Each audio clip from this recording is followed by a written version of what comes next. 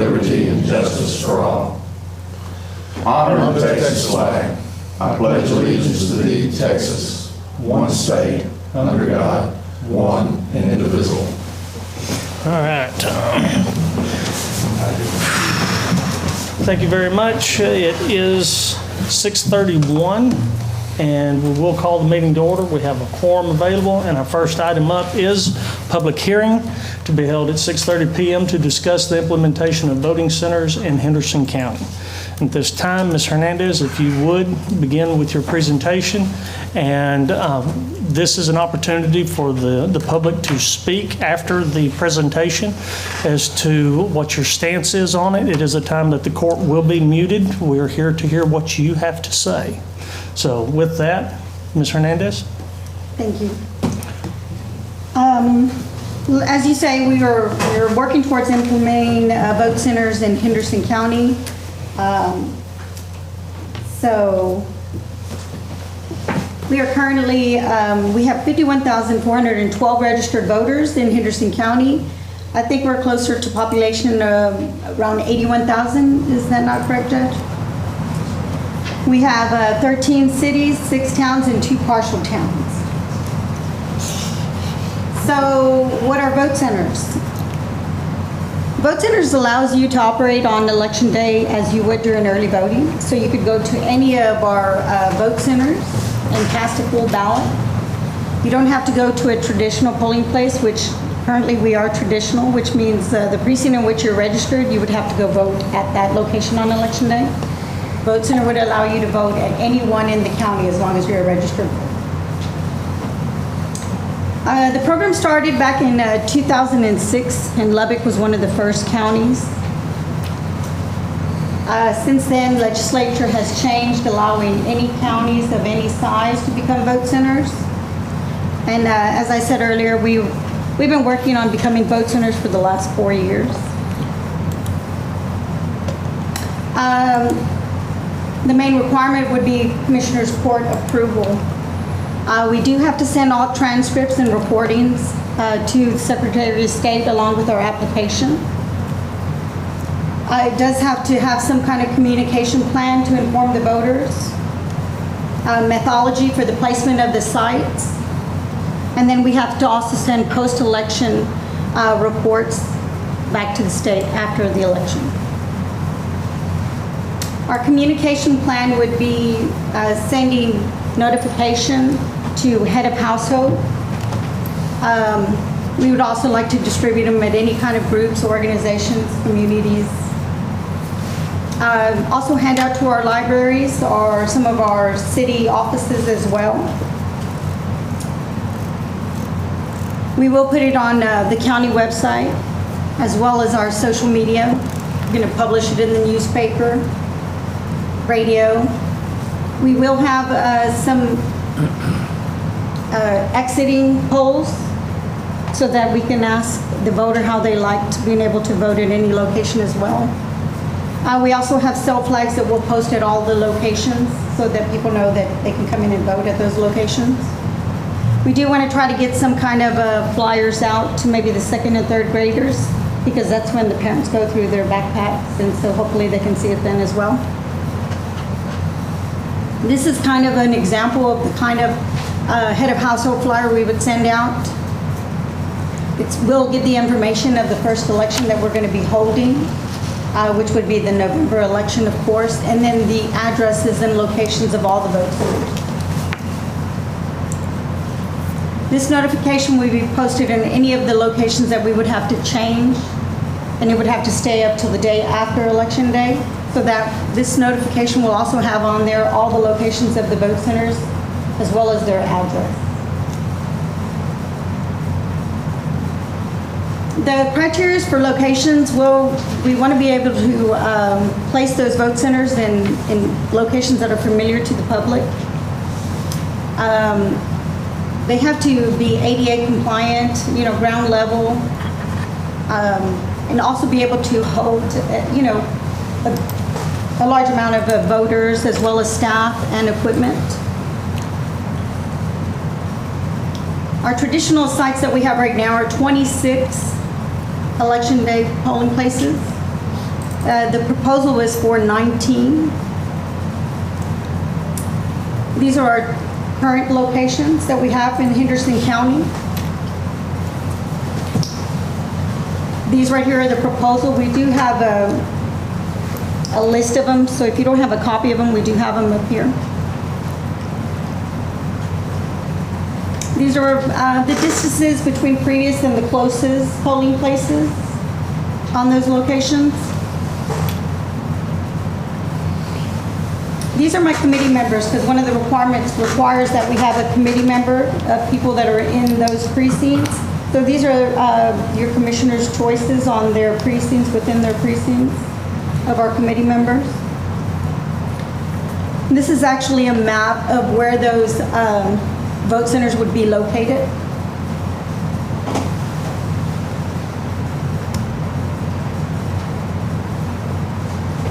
And really, that's what I have. Okay. It is at this point in time in the meeting that we open the floor up to individuals wishing to speak concerning what has been shown to you here today. It is a requirement that you give your name and your address, and please come forth to the podium so that you may be heard by by everyone. Is there anyone that would wish to speak at this time?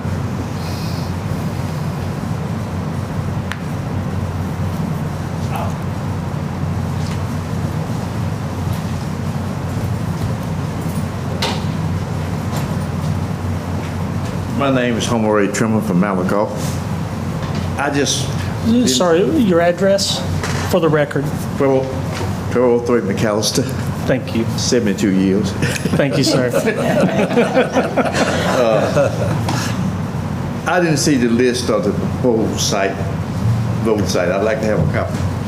It's right there. Right there. Oh, this the proposed? Yes, sir. Okay. I thought this was the one we existed now. No, Okay. those are the proposed. Previous question. Thank you.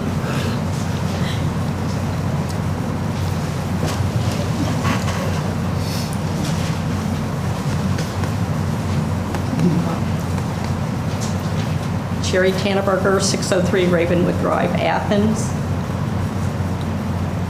I said earlier today I work for a lot of elections. Now work a lot at the elections office. And here's my question. We already have a lot of people that vote there early. And I know the election's coming up, especially next year,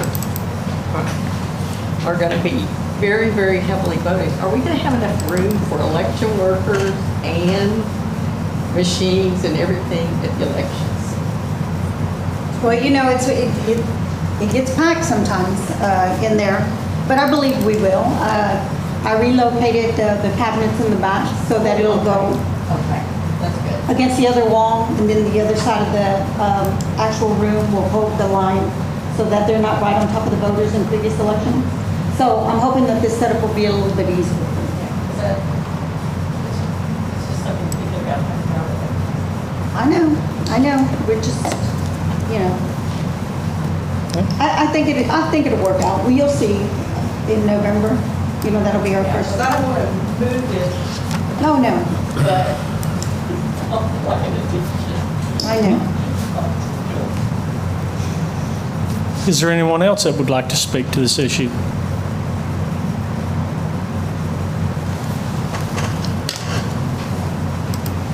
Okay.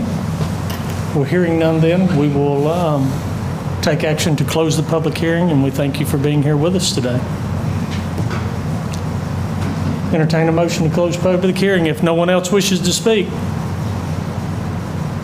Okay. Entertain a motion. So moved. I'll second the motion. Motion made by Commissioner Tooley, second by Commissioner McCam to close public hearing. All those in favor? Item passes. Item number 2 is consider and take action to adjourn. But before I do, is there any comment that the court would like to make at this particular time before we adjourn, since we are out of public hearing? An opportunity to speak. Gee. It's tied into, work it into adjournment. Oh, there's always a caveat. If anyone is not sure where they vote, there's a big map right over here before you leave. I would encourage you to take a look at that map. Whether or not we go to vote centers, the ballot is not going to change. It will still say 1 TC, 1M, 3M, 3B, 4W, 4BV, 2 PSN, 2 GBS for Gun Barrel City South. The ballot will still say that. But some of the polling places may be closed depending on what this court does. I'm personally opposed of closing any polling places until after the 2020 election. Because personally, I don't think we'll have enough information on a constitutional election to tell us what boxes we need to close. But that's just me. But I want you to all understand and tell your friends and neighbors, just because their ballot says a certain place, they can vote anywhere. And also, you need to make sure they understand that when they go into a voting center and they're not voting on the internet. The only thing that internet capability is providing is the ability to talk when you register, sign in. It ties it back to the poll box here in Athens. And it tells all of the other locations that you have already voted. So you can't vote twice. And that's the only thing the internet is doing. It's just keeping the poll book up to date. And that wasn't touched on in the presentation, and I think everyone needs to understand that. Yes. I have no other, and I think after that, it would be That's your time to adjourn. That's your motion? That's my motion. Do we have a second? Second. Motion made by Commissioner Giesland, second by Commissioner Tooley to adjourn. All those in favor? Item passes. Thank you again very much for being here this evening. We appreciate the time and effort that you all have put forth to be a part of it. Thank you.